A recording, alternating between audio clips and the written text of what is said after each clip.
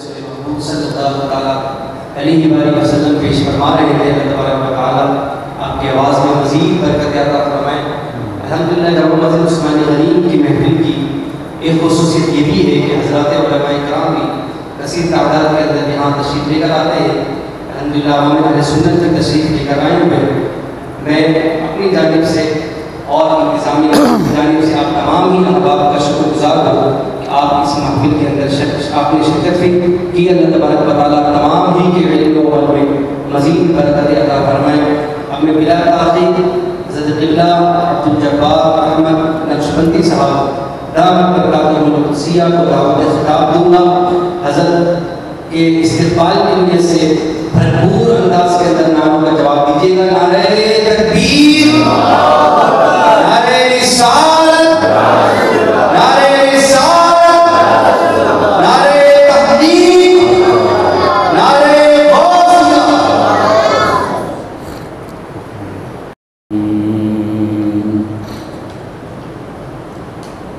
والصلاة والسلام على سيد الأنبياء والمرسلين وعلى آله وأصحابه أجمعين، أما بعد فأعوذ بالله من الشيطان الرجيم، بسم الله الرحمن الرحيم،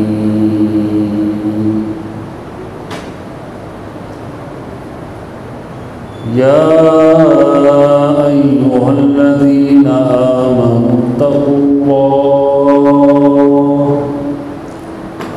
وكونوا مع الصادقين، آمنت بالله صدق الله العظيم، وبلغنا رسوله النبي الكريم الأمين،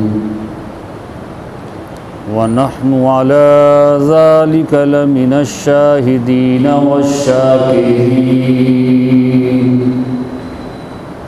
والحمد لله رب العالمين۔ قال الله تبارك وتعالى في شان حبيبه، إن الله وملائكته يصلون على النبي، يا أيها الذين آمنوا صلوا عليه وسلموا تسليما، الصلاة والسلام عليك يا سيدي يا رسول الله، الصلاة والسلام عليك يا سيدي يا حبيب الله، الصلاة والسلام عليك يا سيدي يا خاتم النبيين، وعلى آلك وأصحابك يا سيدي يا سيدي يا سيدي يا رحمة للعالمين، بلغ العلا بكماله، كشف الدجى بجماله، حسنت جميع خصاله، صلوا عليه وآله، يا صاحب الجمال ويا سيد البشر، من وجهك المنير لقد نور القمر، لا يمكن الثناء كما كان حقه، بعد صدا بزرگ کوئی قصہ مختصر۔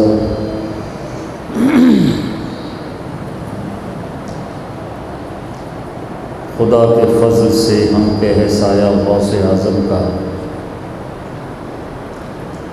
ہمیں دونوں جہاں میں ہے سہارا غوث اعظم کا،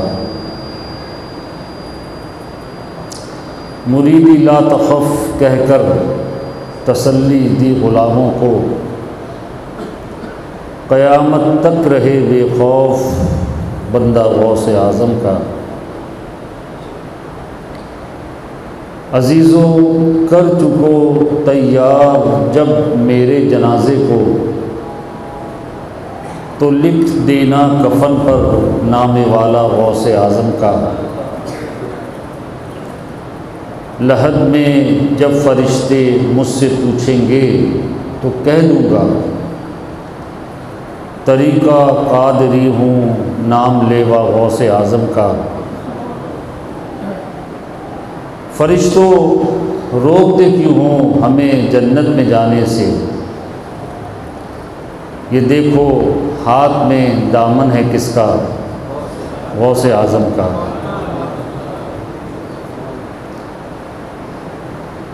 ندا دے گا منادی حشر میں یوں قادریوں کو، کہاں ہیں قادری کر لیں نظارہ غوث اعظم کا۔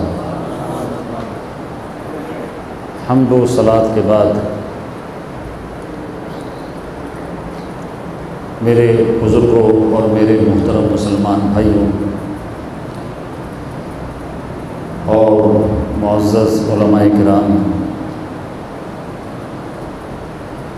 اللہ ایک ہے، شریک اس کا کوئی نہیں ہے، وہ ہمیشہ سے ہے اور ہمیشہ رہے گا۔ سب کو اس نے پیدا کیا، اسے کسی نے پیدا نہیں کیا، سب اس کے محتاج، وہ کسی کا محتاج نہیں۔ عبادت کے لائق اسی کی ذات ہے، سجدہ اسی کو روا ہے، اس کے علاوہ کسی اور کو سجدہ نہیں کر سکتے۔ رازق وہی ہے، خالق وہی ہے، مالک حقیقی وہی ہے۔ ہر شے کو فنا ہو جانا ہے مگر وہ باقی ذات ہے۔ کل من علیہ فان ویبقى وجہ ربک ذو الجلال والاکرام۔ اس نے اپنے بندوں کو پیدا فرمایا اور بندوں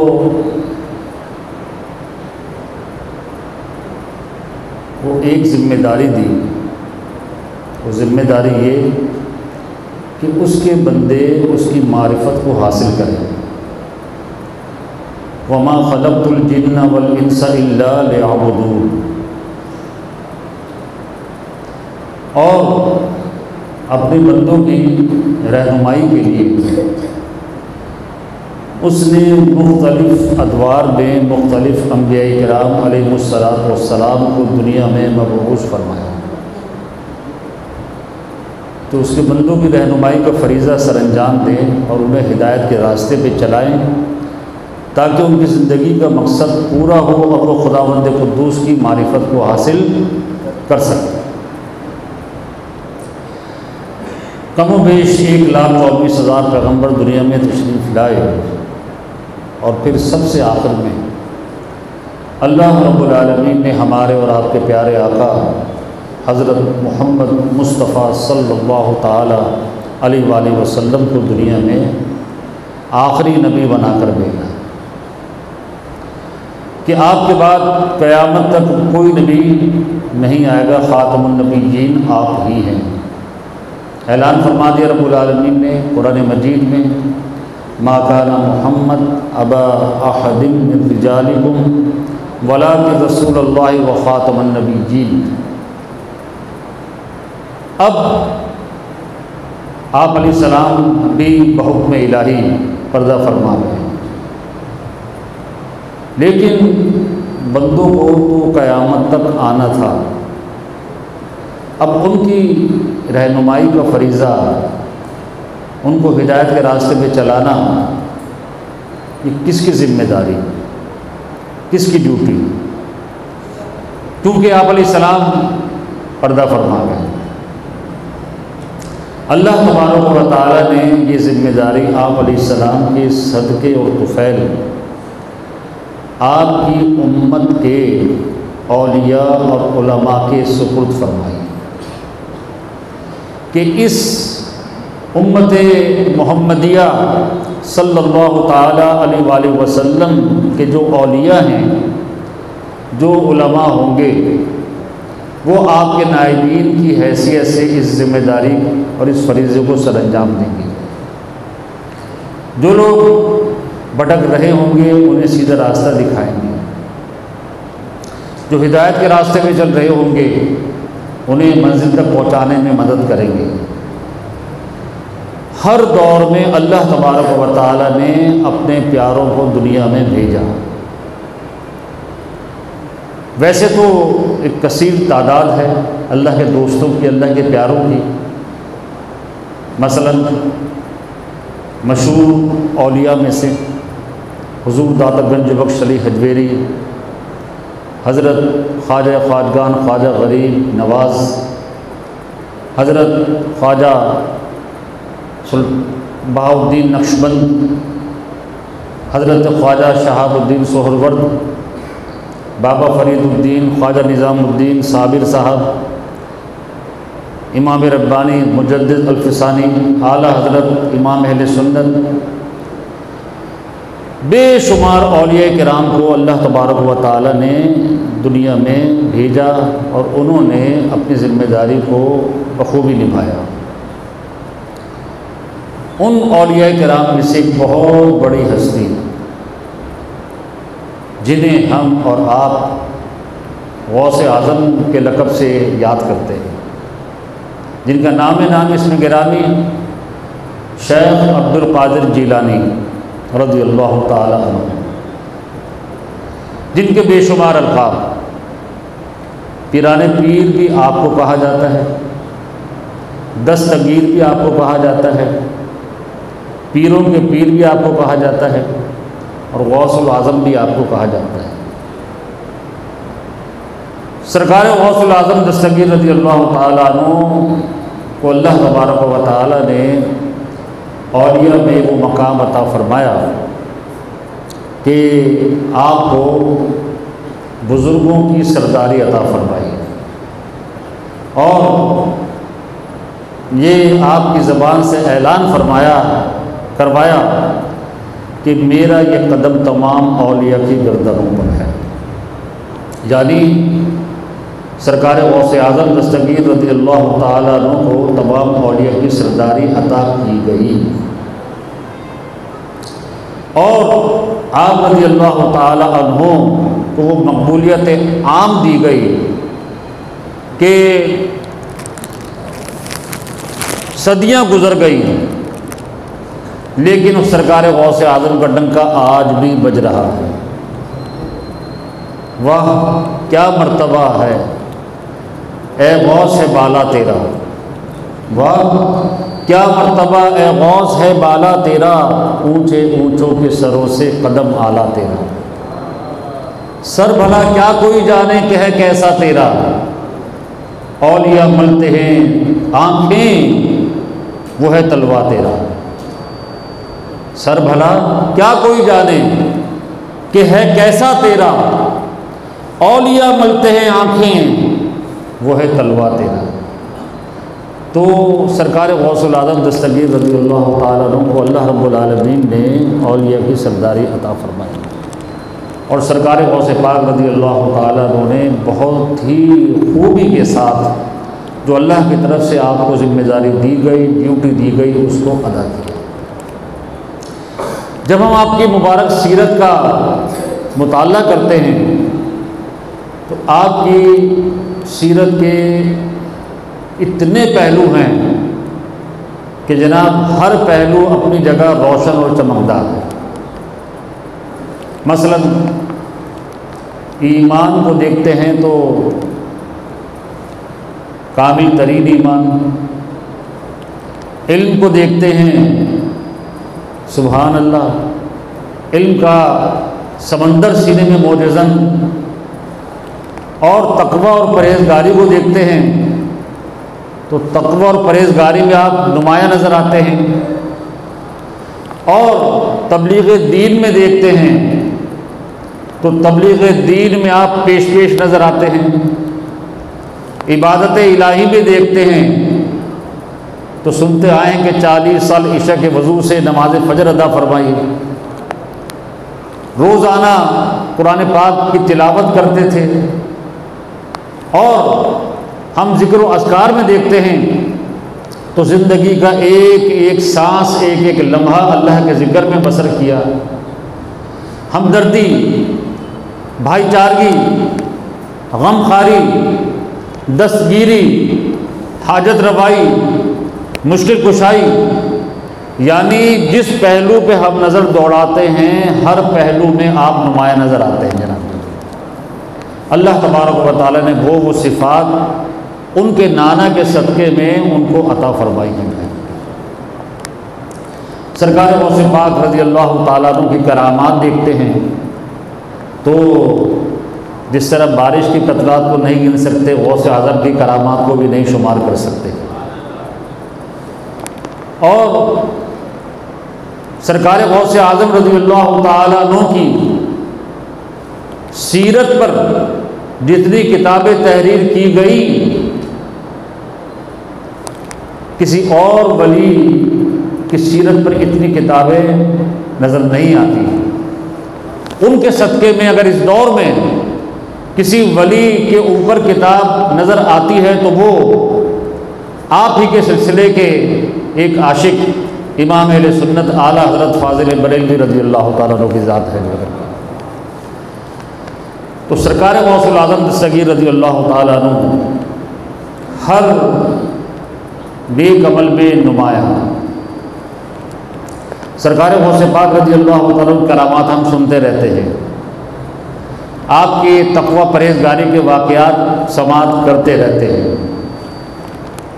ایک قول آپ کو میں آج پیش کرتا ہوں جو آپ نے ارشاد فرمایا۔ حضرت پیران پیر دستگیر سرکار غوث پاک رضی اللہ تعالیٰ عنہ ارشاد فرماتے ہیں کہ میں نے مختلف کتابوں میں پڑھا ہے کہ اللہ رب العالمین نے ارشاد فرمایا، اے ابن آدم، اے آدم کی اولاد، میں اللہ ہوں، اور میری شان یہ ہے کہ جب کن کہتا ہوں یعنی ہو جا تو وہ چیز ہو جاتی ہے۔ میں اللہ ہوں، میری شان یہ ہے کہ جب میں کن کہتا ہوں ہو جا تو وہ چیز ہو جاتی ہے۔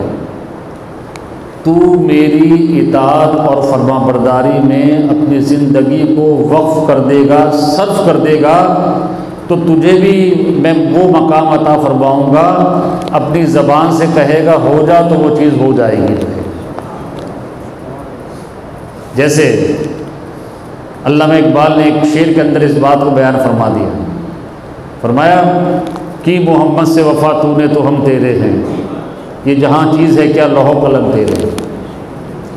تو اللہ تبارک و تعالی اپنے ان بندوں کو جو اپنے نفس کی خواہشات کے تابع نہیں ہوتے، جنہوں نے اپنی خواہشات کو اپنا معبود نہیں بنایا ہوتا، بلکہ جنہوں نے اپنے خالق و مالک اللہ رب العالمین کی ذات میں اپنے آپ کو فنا کر دیا ہوتا ہے اور اپنی زندگی کے شب و روز اللہ تبارک و تعالیٰ کی عبادت میں بسر کیے ہوتے ہیں، اللہ رب العالمین کی اطاعت میں زندگی گزار رہے ہوتے ہیں، اور اللہ تعالیٰ کی نافرمانی سے اپنے آپ کو بچا کر اللہ تبارک و تعالیٰ کے قرب کو پانے کے لیے قربانیاں دیتے ہیں، تو اللہ فرماتا ہے کہ پھر میں ان کو وہ مقام عطا فرماتا ہوں کہ ان کی زبان سے الفاظ نکلتے ہیں میں پورا کر دیتا ہوں۔ اور یہی وجہ ہے کہ ہم جو اولیاء کرام کے پاس حاضر ہوتے ہیں دعاؤں کے لیے، یا ہم مزارات پہ حاضر ہوتے ہیں کہ ان کے وسیلے سے اللہ رب العالمین کرم فرما دے یا ان کی نگاہ کرم ہمیں مل جائے، کیونکہ یاد رکھیے گا اللہ کا جو ولی ہوتا ہے وہ چاہے زمین کے اوپر ہو، وہ چاہے زمین کے اندر ہو، زندہ ہوتا ہے۔ جیسے قرآن نے فرمایا وَلَا تَقُولُوا لِمَن يُقْتَلُ فِي سَبِيلِ اللَّهِ أَمْوَاتٌ، کہ جو لوگ اللہ کے راستے میں مارے گئے انہیں مردہ مت کہو، وہ زندہ ہیں۔ جو اللہ کے راستے میں مارے گئے، جو اللہ کے راستے میں مارے گئے، تو یہ تو پوری زندگی ہی اللہ کے راستے میں گزار دیتے ہیں اور اللہ تبارک و تعالیٰ ہی کے راستے میں مارے جاتے ہیں۔ شہید تو وہ ہے کہ ایک مرتبہ میدان جنگ میں گیا، تیر آئے اس کے جسم پر لگے، تلواریں چلی اس کے جسم پہ لگی اور گہرے وار لگے، وہ شہید ہو گیا، اس کی روح جسم سے پرواز کر گئی۔ ایک مرتبہ اس نے تکلیف اٹھائی، زخم لگوائے، تلواریں چلی اس کے جسم پر، اللہ تعالیٰ فرماتا ہے یہ شہید ہے، یہ اللہ کے راستے میں مارا گیا، اسے مردہ مت کہنا۔ اور اولیاء کرام وہ روزانہ اپنے نفس سے لڑ رہے ہوتے ہیں، وہ روزانہ ہر وقت شیطان سے لڑ رہے ہوتے ہیں، اور شیطان اور نفس سے لڑتے لڑتے لڑتے آخر کار واصل باللہ ہو جاتے ہیں۔ تو اللہ تبارک و تعالیٰ اپنے اولیاء کو وہ زندگی عطا فرماتا ہے کہ جس کا ہمیں شعور نہیں ہے، تو ہم ان کے مزارات پہ حاضر ہوتے ہیں اور ان سے بھی درخواست کرتے ہیں کہ آپ اللہ کے نیک بندے ہیں۔ انہیں خدا سمجھ کے حاضر نہیں ہوتے، خدا کا نیک بندہ، خدا کا پیارا، خدا کا ولی، خدا کا دوست سمجھ کر ہم مزارات پر حاضر ہوتے ہیں کہ آپ نظر کرم فرما دیں، آپ کے لب ہل جائیں گے، ہمارا کام ہو جائے گا۔ اور یہ مزارات پہ حاضر ہو کر فیضان حاصل کرنا یہ کوئی آج کی نئی بات نہیں، 1400 سال سے یہ سلسلہ چلا آ رہا ہے۔ تقریباً 1000 برس پہلے کی بات آپ کے سامنے ہے۔ سلطان الہند خواجہ خواجگان خواجہ غریب نواز رحمۃ اللہ علیہ، داتا گنج بخش علی حجویری رضی اللہ تعالیٰ عنہ کے مزار پر انوار پر حاضر ہوئے، چلہ کیا، اور جب وہاں سے اٹھے تو یہ نہیں کہا کہ ان سے مجھے فیض حاصل نہیں ہوا، یا اس قبر میں کوئی موجود نہیں ہے، یا چند ہڈیاں موجود ہیں اور داتا صاحب کی ہستی یہاں موجود نہیں، بلکہ خواجہ غریب نواز جیسے اتنے بڑے مسلمان، اتنا بڑا عاشق، اتنا بڑا ولی کامل، سلسلہ چشت کا سردار کیا کہتا ہے اٹھتے ہوئے؟ فرماتے ہیں گنج بخش فیض عالم مظہر نور خدا، یہ جو قبر میں لیٹے ہوئے ہیں، آرام فرما ہیں، قبر میں جلوہ افروز ہیں داتا صاحب، یہ خزانہ بخشنے والے ہیں، گنج بخش فیض عالم، عالم کو فائدہ پہنچانے والے، مظہر نور خدا، خدا کے نور کے مظہر ہیں، ناقصاں را پیر کامل، ہم جیسے ناقصوں کے لیے پیر کامل ہیں، اور کاملاں را رہنما، اور جو کاملین ہیں ان کو اور زیادہ خدا کا قرب دلانے کا سبب بنتے ہیں۔ اب بتائیے خواجہ غریب نواز کی بات مانی جائے گی یا عام آدمی کی بات مانی جائے گی؟ خواجہ غریب نواز رضی اللہ تعالیٰ عنہ کی بات۔ تو یہ جو مزارات اولیاء کرام کے ہوتے ہیں، یہاں سے فیضان ملتا ہے، اللہ تبارک و تعالیٰ کی برکتیں رحمتیں وہاں نازل ہوتی ہیں۔ دیکھیے ذرا، ہم آتے ہیں امام صاحب ہمیں چند بچے دے دیجیے، ہم قرآن مجید پڑھوانا چاہتے ہیں اپنے گھر میں۔ کیوں پڑھوانا چاہتے ہیں آپ؟ بھائی قرآن کی تلاوت ہوگی، برکت ہوگی، رحمت ہوگی، آفات و بلیات دور ہوگی، اور پھر قرآن پڑھنے کے بعد دعائیں قبول ہوتی ہیں۔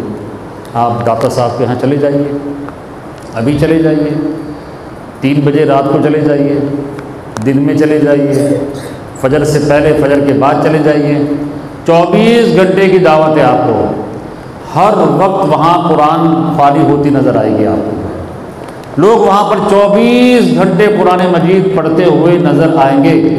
اب بتائیے 1000 سال سے جس مقام پر قرآن خوانی ہو رہی ہو، اگر اللہ کا ولی نہ بھی ہو وہاں پر وہ جگہ ویسی ہی برکت والی بن جاتی ہے۔ اور جب اتنا بڑا اللہ کا ولی وہاں آرام کر رہا ہو اور 24 گھنٹے 1000 برس سے وہاں پر ذکر و اذکار ہو رہا ہو، درود خوانی ہو رہی ہو، قرآن خوانی ہو رہی ہو، تو وہاں دعائیں قبول نہیں ہوں گی، وہاں حاجتیں پوری نہیں ہوں گی، وہاں مشکلات اور پریشانیاں دور نہیں ہوں گی؟ ضرور دور ہوں گی۔ ایک قرآن پاک گھر میں پڑھتے ہیں تو ہم امید کرتے ہیں ہماری پریشانیاں دور ہو جائیں گی۔ اور تو میرے بھائیوں، اولیاء کرام کے مزارات جو ہیں یہ منبع انوار و تجلیات ہیں، یہ مرکز انوار و تجلیات ہیں، وہاں حاضر ہونا چاہیے اور صحیح عقیدے کے ساتھ اور صحیح آداب کا خیال کرتے ہوئے۔ اب وہاں کیسے حاضر ہوں؟ یا آپ علماء کرام سے سیکھیں کہ جناب میں فلاں بزرگ کے پاس حاضر ہونا چاہتا ہوں، مجھے کچھ آداب سکھا دیجیے۔ اب ہم جیسے حج عمرہ کے لیے جاتے ہیں، ہماری کم نصیبی کہ ہم سیکھتے نہیں ہیں، سیکھنے کے عمل سے بہت دور ہیں۔ ایک دن پہلے امام صاحب حج پہ جا رہا ہوں، دعا کیجیے، اچھا حج کے ارکان سیکھ لیے، بس انشاءاللہ خیر کرے گا اللہ تعالیٰ۔ تو ہم یہ دیکھتے ہیں وہاں پر بے شمار لوگ ایسی غلطیاں کر جاتے ہیں جس سے انسان خود وبال میں گرفتار ہو جاتا ہے زندگی بھر کے لیے۔ تو سیکھنے کا عمل اپنے اندر ہمیں پیدا کرنا ہے۔ کوئی بھی کام کرنے سے پہلے اگر اس کو سیکھ لیا جائے گا تو وہ کام صحیح ہوگا، اور اگر سیکھیں گے نہیں تو وہ کام غلط ہوگا۔ آپ کو تیراکی کا شوق ہے، آپ نے کہا چلو میں تیرنے کے لیے سیکھ بھی جاتا ہوں، آپ نے لگا دی چھلانگ، تیرنا نہیں آتا، کیا ہوگا؟ آپ کو گاڑی چلانے کا شوق ہے، گاڑی کبھی چلائے نہیں زندگی میں، آپ نے کار لی اور اسٹارٹ کی اور چلا دی، کیا ہوگا؟ نقصان ہوگا دونوں جگہ۔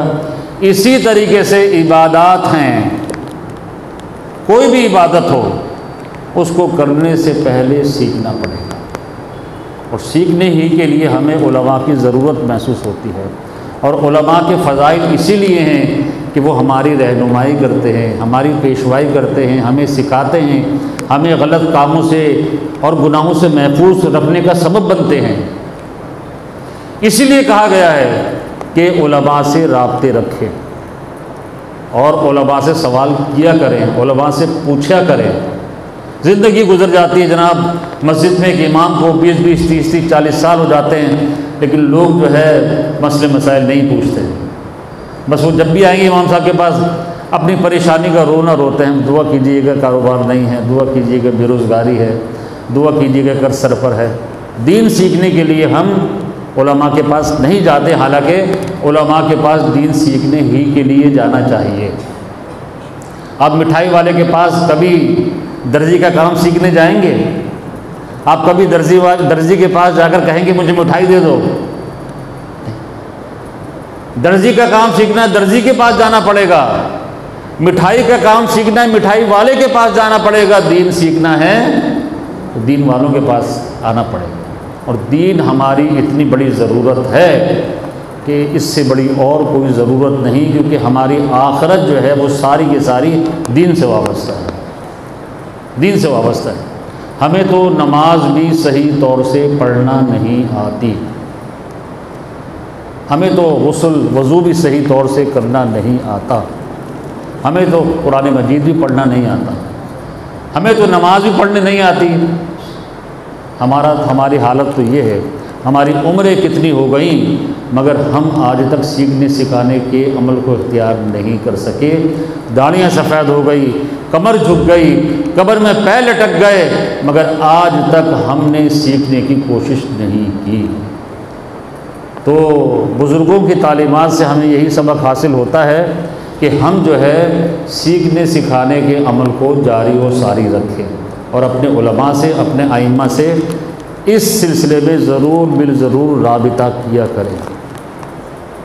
خیر، میں عرض کر رہا تھا کہ سرکار غوث اعظم دستگیر رضی اللہ تعالیٰ عنہ وہ اللہ کے ولی ہیں جنہیں اللہ نے تمام بزرگوں کا سردار بنایا، اور آپ کے اقوال میں سے ایک قول میں نے پیش کیا کہ اگر ہم بھی اللہ تبارک و تعالیٰ کی اطاعت اور فرما برداری کریں گے تو ادھر ہاتھ اٹھائیں گے، ادھر قبولیت کا پوچھدہ آ جائے گا انشاءاللہ تعالیٰ۔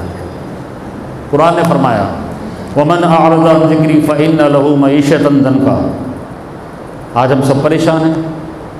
فرمایا جو ہمارے ذکر سے اعراض کرے گا، ہم سے منہ موڑے گا، ہم اس پر معیشت کو، زندگی کو تنگ کر دیں گے۔ ہماری زندگی تنگ ہو گئی۔ کوئی ہے ایسا جو کہتا ہے میری زندگی تنگ نہیں؟ ہر آدمی رو رہا ہے، ہر آدمی جو کاروبار کرتا ہے وہ بھی رو رہا ہے، جو نوکری کرتا ہے وہ بھی رو رہا ہے، جو غیر شادی شدہ ہے وہ بھی رو رہا ہے، جو شادی شدہ ہے وہ بھی رو رہا ہے۔ ہر آدمی، عوام سے لے کر حکمران، لوگ ہمیں کہتے ہیں دعا کریں کہ ان حکمرانوں پہ اللہ کا عذاب نازل ہو، ان حکمرانوں پر اللہ کا عذاب نازل ہو۔ تو میں تو یہ کہتا ہوں بھائی یہ ان پہ کیا اللہ کا عذاب نازل ہوگا؟ اصل میں یہ اللہ کا عذاب ہم پر ہے۔ حکمران عذاب الہی کی صورت میں ہم پر مسلط ہیں، یہ تو عذاب الہی ہے۔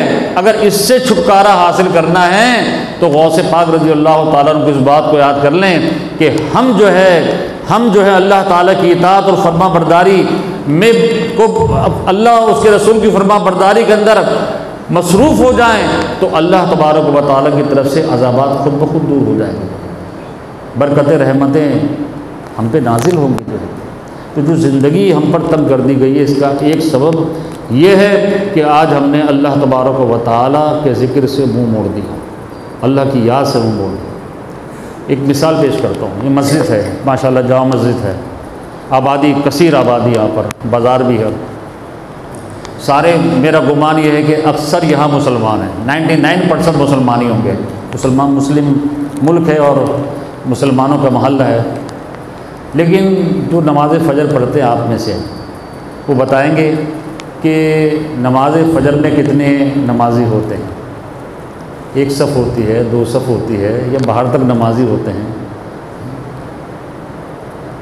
پورا مسلمانوں کا محلہ، لیکن ایک گھر بھی ہمیں ایسا نظر نہیں آئے گا جہاں کے سارے افراد نمازی ہوں۔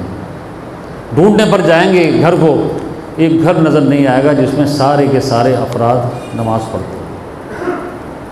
تو جب خدا سے اتنا دور ہو جائیں گے، خدا کی فرما برداری سے اتنا دور ہو جائیں گے، خدا کے فرائض کو ادا نہیں کریں گے تو پھر عذاب ہی ہمارے اوپر نازل ہوگا کسی نہ کسی صورت میں۔ تو سرکار غوث پاک رضی اللہ تعالیٰ عنہ ہمیں یہی تعلیم دے رہے ہیں۔ اور دیکھیں آج ہم یہاں بیٹھ کر سرکار غوث اعظم کے گن گا رہے ہیں، وجہ کیا ہے؟ رشتہ داری ہے، کوئی تعلق داری ہے؟ بظاہر کچھ نہیں۔ بات یہ ہے کہ انہوں نے اللہ تبارک و تعالیٰ کی فرما برداری کی، اللہ کے پیارے بنے، اللہ نے ان کی محبتوں کو ہمارے دلوں کے اندر پیدا فرما دی، ان کی عزتیں ہمارے دلوں میں پیدا فرما دی۔ آج ہمارے سامنے ان پر کوئی انگلی اٹھائے ہم انگلی کاٹنے کے لیے تیار ہو جاتے ہیں، کوئی زبان درازی کرے ہم زبان کاٹنے کے لیے تیار ہو جاتے ہیں کہ ہمیں ان کے خلاف سننا کوئی بات گوارا نہیں ہے۔ وجہ کیا ہے؟ وجہ یہی کہ اللہ تبارک و تعالیٰ نے ان کی محبت کو ہمارے دلوں کے اندر راسخ فرما دیا۔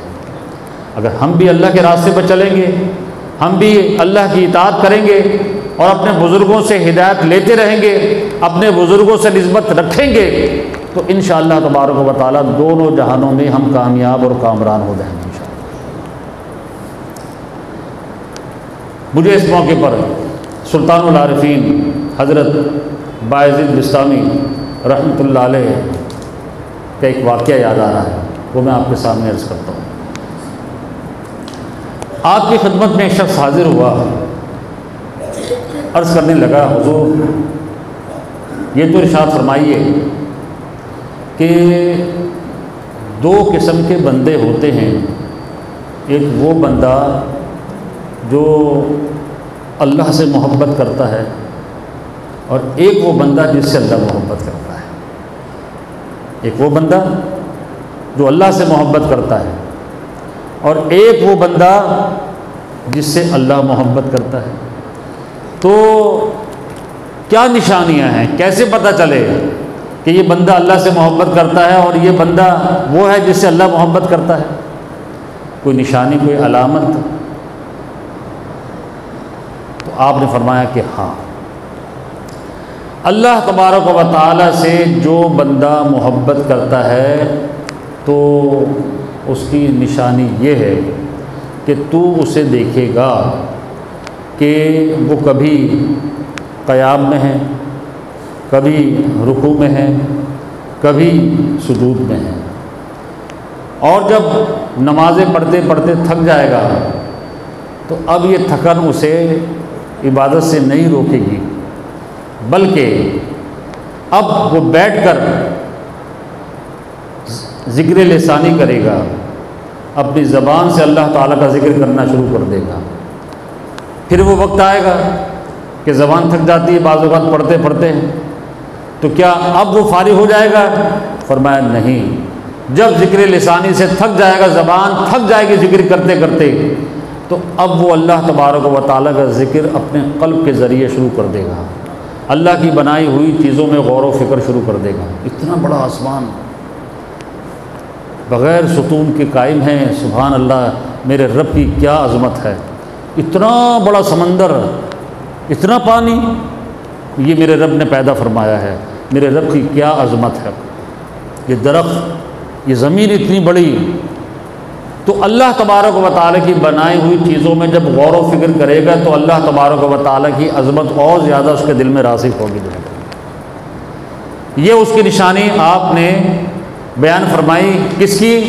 جو اللہ تبارک و تعالیٰ سے محبت کرتا ہے کہ وہ ہر لمحے عبادت میں اپنے آپ کو مصروف رکھتا ہے، کبھی نماز میں، کبھی ذکر لسانی میں، کبھی ذکر قلبی کے اندر جو ہے۔ اور پھر دوسرے فرد کی نشانی کو بیان فرمایا کہ جو جس سے اللہ تبارک و تعالیٰ محبت کرتا ہے، تو وہ اس کی کیا نشانی ہے کہ اللہ جس سے محبت کرے؟ تو آپ نے فرمایا کہ اللہ تبارک و تعالیٰ دیگر اوصاف کے ساتھ ساتھ اسے 3 اوصاف خصوصی طور سے عطا فرماتا ہے۔ پہلا وصف، اسے سخاوت عطا فرماتا ہے۔ دوسرا وصف، اسے شفیق و مہربان کر دیتا ہے۔ اور تیسرا وصف، اس میں عاجزی و فروتنی پیدا فرما دیتا ہے۔ سخاوت، کیسی سخاوت؟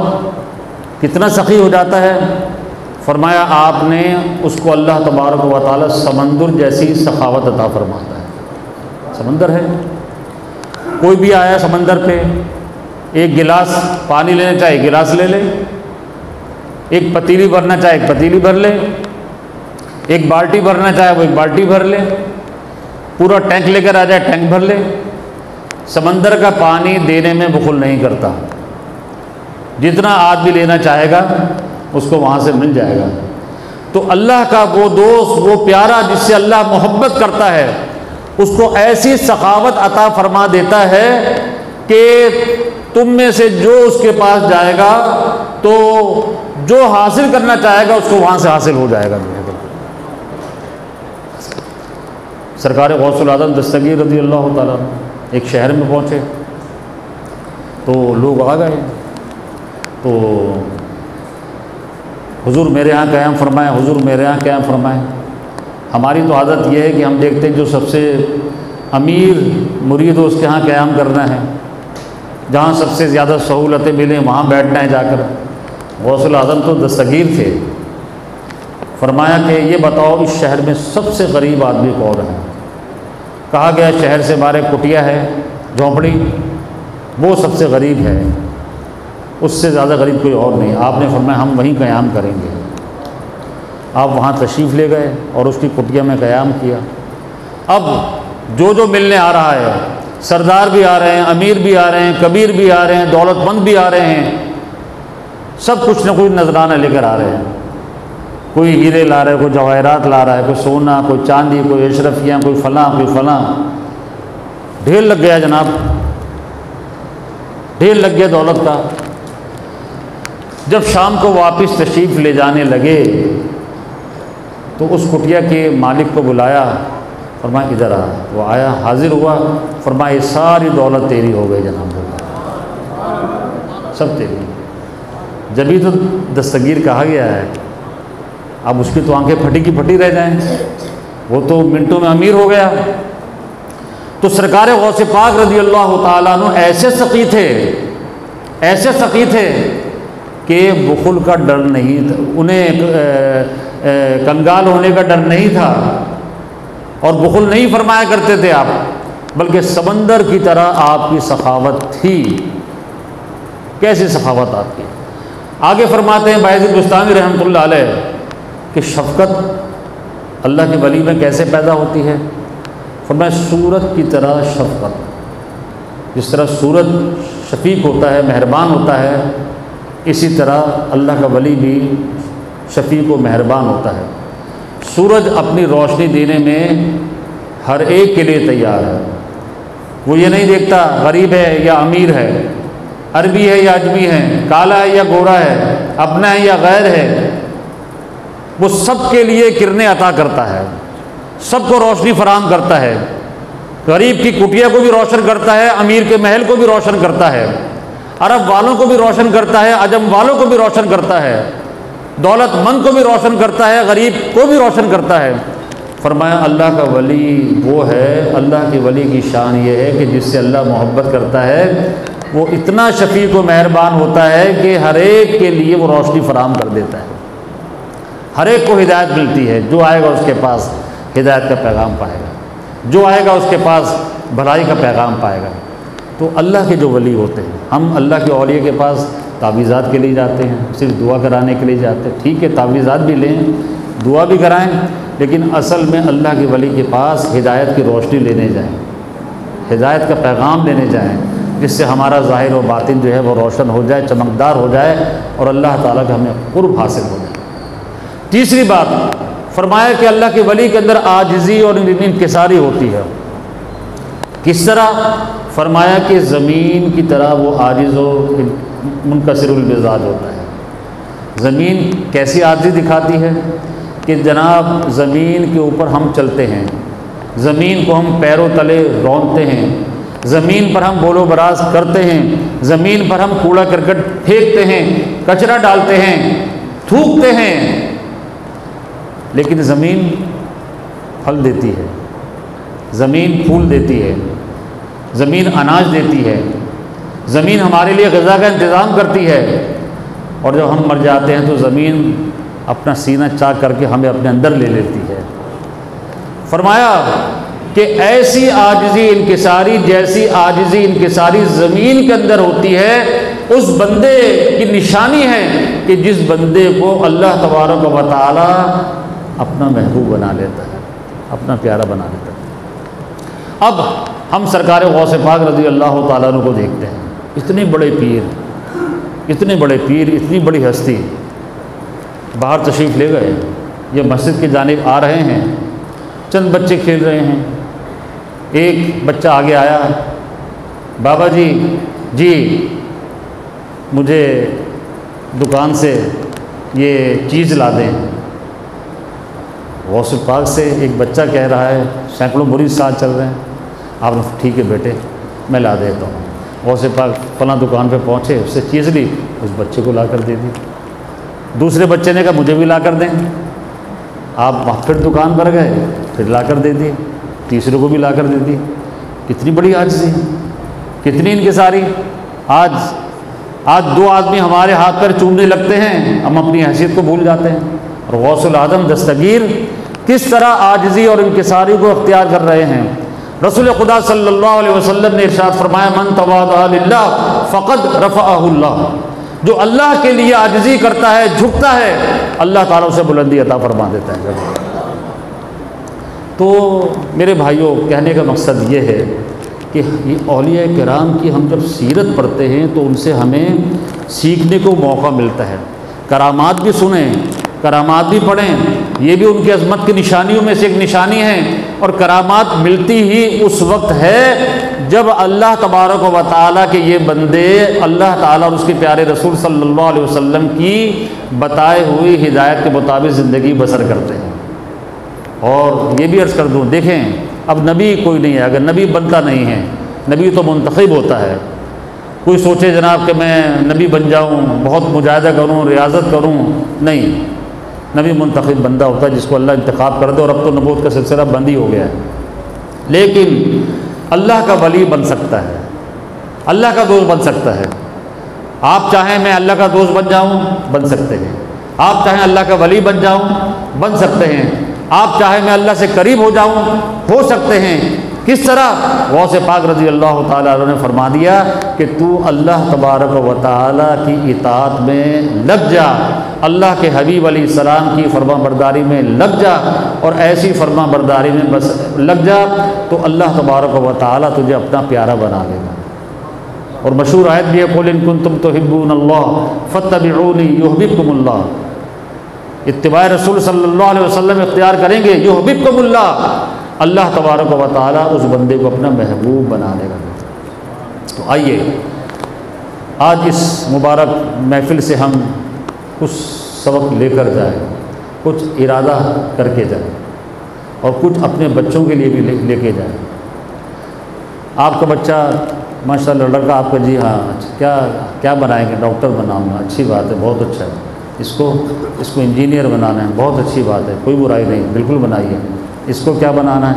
بس کو تجارت میں لگاؤں گا، سوچ رہا ہوں کہ اپنا کاروبار اس کے حوالے کروں، بالکل کیجیے۔ آپ تاجر بنائیے، آپ انجینئر بنائیے، آپ ڈاکٹر بنائیے، آپ سیاستدان بنائیے، آپ اسے وزیر بنائیے، لیکن سب سے بڑھ کر اسے کوشش کریں کہ یہ میرا بچہ اللہ کا دوست بن جائے۔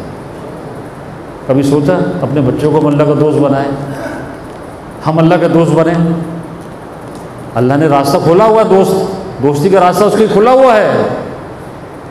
موسیٰ علیہ السلام نے عرض کی، مولا میں تجھے پانا چاہتا ہوں، کہاں پاؤں؟ اللہ تعالیٰ نے فرمایا کہ موسیٰ ٹوٹے دلوں کے پاس میں تجھے مل جاؤں گا۔ اللہ کا دوست بننے کے لیے ہم خود بھی کوشش کریں، ہر اس کام کو چھوڑ دیں جو اللہ سے دور کریں، اور وہ کام کریں جو اللہ سے قریب کرتے ہیں۔ انشاءاللہ تعالیٰ دنیا بھی اچھی ہوگی، آخرت بھی اچھی ہوگی۔ تو ہم 5 وقتہ نماز کی پابندی کریں۔ اس سے پہلے کیا ہے؟ اپنے ایمان کو کامل کریں، ایمان مضبوط ایمان ہو، مضبوط یقین، اور پھر علم حاصل کریں۔ علم حاصل کرنے کے ساتھ ساتھ عبادات جو ہم پہ فرض ہیں، جو واجبات میں سے ہے، انہیں پابندی کے ساتھ ادا کریں۔ پھر سنن و مستحبات کی پابندی کریں، ذکر و اذکار، تلاوت قرآن، درود خوانی وغیرہ، اس کی پابندی کریں، اور اپنے اندر اچھے اوصاف ادا کریں جو حضور علیہ السلام نے ارشاد فرمائے، عفو و درگزر ہم کریں، عاجزی ہم کریں، حسد کسی سے نہ کریں، تکبر نہ کریں، اور کسی کو نقصان نہ پہنچائیں، کسی کی جائیداد پہ قبضہ نہ کریں، کسی کا مال ہڑپ نہ کریں، کسی کا قرض نہ کھا جائیں، کسی کو نقصان نہ پہنچائیں۔ یہ سب باتیں بہت طویل حدیث ہے، وہ میں نہیں سنا رہا، لیکن آخر میں حضور علیہ السلام نے ایک ایسا جملہ ارشاد فرما دیا تھا کہ اگر اس جملے کو ہم اپنے پلو سے باندھ لیں، دل دماغ میں بٹھا لیں، تو سارے معاملہ درست ہو جائیں گے۔ فرمایا رسول پاک علیہ الصلوۃ والسلام نے حضرت معاذ بن جبل رضی اللہ تعالیٰ عنہ سے کہ معاذ، تم جو چیز اپنے لیے پسند کرتے ہو وہی اپنے بھائی کے لیے پسند کرو۔ میں پسند کرتا ہوں کہ لوگ میری عزت کریں، تو میں اپنے بھائی کی عزت کروں۔ میں پسند کرتا ہوں میں کسی سے، کوئی مجھ سے حسد نہ کرے، میں بھی کسی سے حسد نہ کروں۔ میں پسند کرتا ہوں کہ میرے ساتھ تکبر سے پیش نہ آئے، میں بھی کسی کے ساتھ تکبر سے پیش نہ ہوں۔ میں پسند کرتا ہوں لوگ مجھے اچھے نام سے یاد کریں، میں بھی ہر ایک کو اچھے نام سے یاد کروں۔ میں پسند کرتا ہوں کہ کوئی میرے ساتھ زیادتی نہ کرے، میں بھی کسی کے ساتھ زیادتی نہ کروں۔ میں پسند کرتا ہوں کوئی مجھ پہ ظلم نہ کرے، میں بھی کسی کے ساتھ ظلم نہ کروں۔ اب ہم جب اس حدیث پاک بظاہر چند الفاظ پر مشتمل ایک جملہ ہے، سمجھ لیجئے 2 جملے ہیں، لیکن اللہ کے حبیب نے اس میں سمندر کو کوزے میں بند کر دیا۔ جو اپنے لیے پسند کرتے ہو وہ تم دوسروں کے لیے پسند کرو۔ تو اللہ رب العالمین سے دعا ہے کہ اللہ تعالی مجھے بھی اور آپ سب کو بھی عمل کی توفیق عطا فرمائے، اور اس محفل کی برکتوں سے ہم سب کو مالا مال فرمائے۔ اپنے بزرگوں سے سچی عقیدت و محبت نصیب فرمائے اور ان کے نقش قدم پر چلنے کی توفیق عطا فرمائے۔ اللہ تعالیٰ اس مسجد کو آباد کرنے والوں کو آباد کرے، یہاں کی انتظامیہ ہیں، امام صاحب ہیں اور دیگر احباب ہیں، اللہ تعالیٰ سب کو برکتوں، رحمتوں، عزت و عظمتوں سے مالا مال فرمائے، اور اس مسجد کو، اس جامعہ کو، اس مدرسے کو اہل سنت کے عظیم الشان مرکز میں تبدیل فرمائے۔ آمین بجاہ النبی الکریم صلی اللہ علیہ وسلم، وآخر دعوانا ان الحمد للہ رب العالمین۔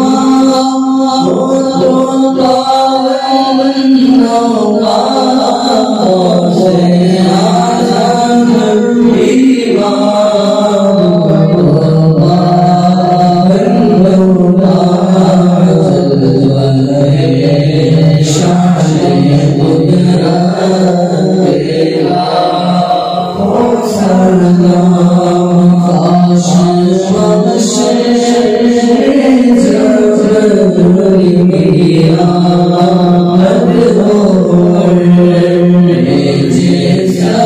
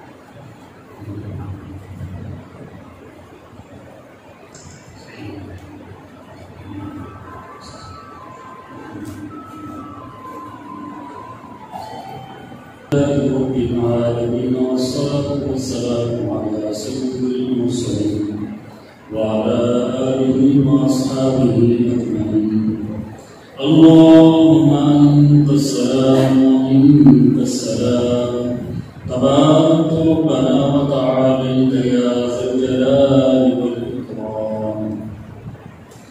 اللهم ربنا آتنا في الدنيا حسنة وفي الآخرة حسنة وقنا عذاب النار.